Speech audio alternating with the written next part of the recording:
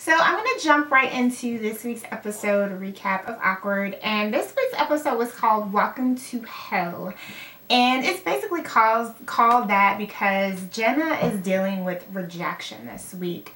And you'll see why in a minute after I start recapping.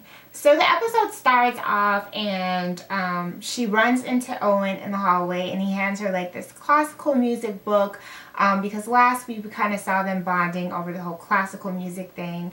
And basically he gives her the book or whatever and she's like flattered, but you can kind of tell that she's like not really into Owen basically because he's a sophomore, and she's like you know, she basically feels like a cougar, so she doesn't really want to talk to him. But I think like in the back of her mind, you know, obviously if she kissed him at the party, she has to be feeling him like somewhat. So he gives her the book and then, you know, Jenna just kind of like makes an excuse to leave. And then she runs into Maddie and Maddie like sees the book and he's like making fun of her with the book or whatever. He's like, "What's this, Jenna?"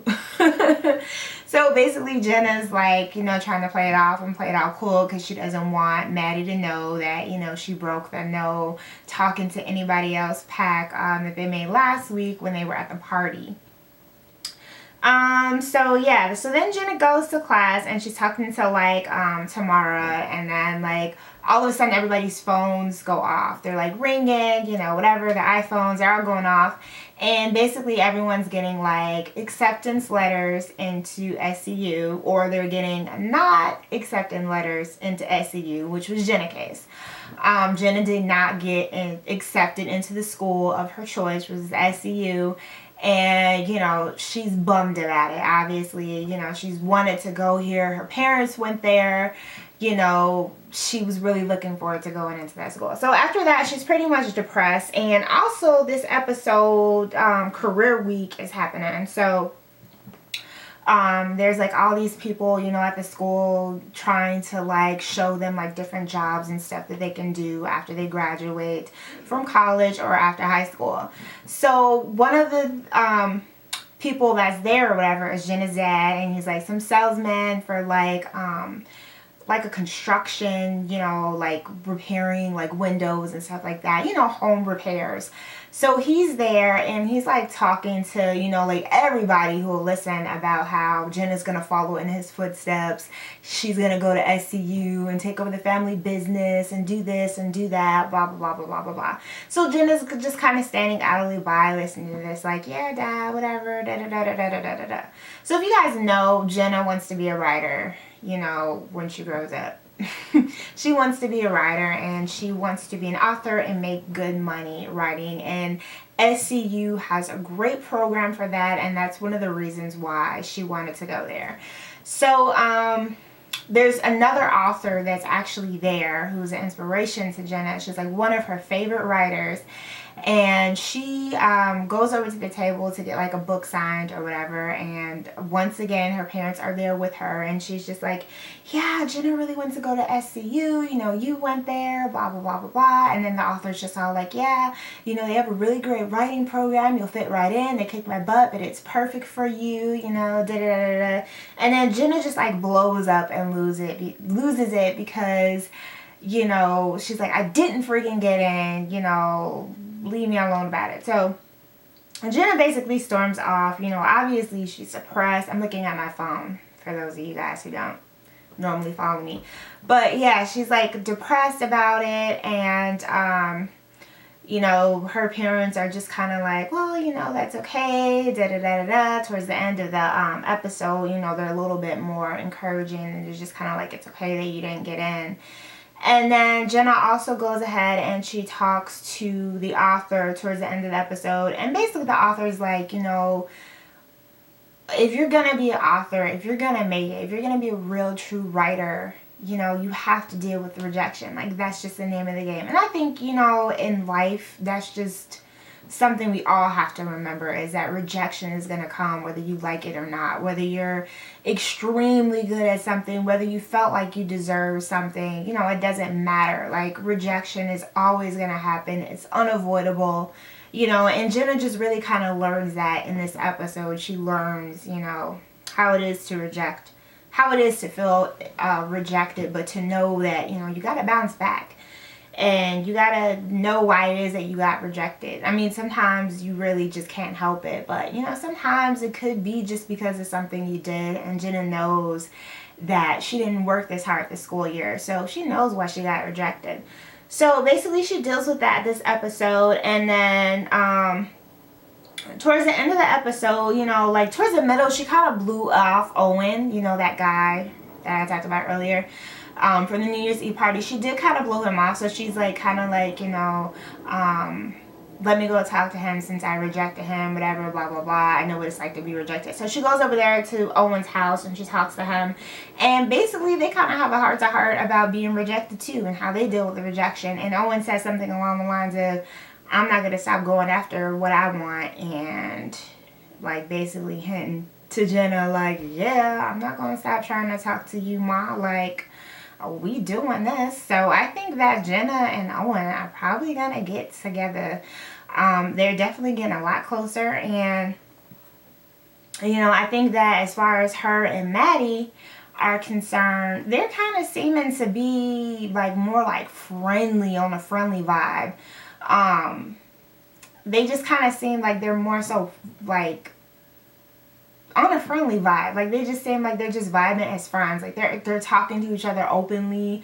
As a matter of fact, in this episode, we see Maddie trying to get with some new girl. Didn't write down her name. Sorry.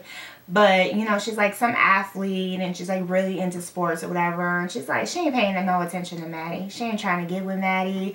You know, she's just trying to do what she gotta do to, you know, propel her grades and propel her sportsmanship. Like, she just ain't paying attention to Maddie, basically. So Maddie's like trying to talk to her during the episode. And like towards the end, we kind of see Maddie like talking to Jenna about, you know, the girl and how he basically feels like he needs to, you know, revamp his swag or something, because ain't nobody trying to talk to him. He's just getting crazy chicks right now. It's basically with that whole Eva debacle, like he's just getting crazy chicks right now. So yeah, he's basically like, you know, Jenna, what can I do to, you know, is something wrong with me? Why did you like me? You know, why were you really into me? Because you know, ain't nobody trying to talk to me. So yeah, and the fact that they can talk to each other about something like that, and he's, you know, Jenna knowing that he's trying to talk to someone else, it's like, hello, you know, they're definitely on a friendship tip right now, and I really think that that's what's clearly evident in this episode. So they're probably going to be friends for a minute. I don't know if they're going to be getting back together this season. We'll see. And then another part of the storyline that was going on was Mr. Jake here. He was flirting with that woman. She was actually working at the career fair. She was doing something, giving a speech or whatever. And Jake saw her. The lady found out that, you know, she was in high school. This is the lady that he met last week at the New Year's Eve party. And I don't know if they kissed or not. I'm not entirely sure. I don't really remember, but you know, they were feeling each other, whatever, and she was led to believe that Jake was in college, which obviously isn't true, because he was wearing an SCU sweatshirt. So she thought he was in college, and you know, she saw Jake at this little, you know, career fair thing, and Jake saw her, and basically,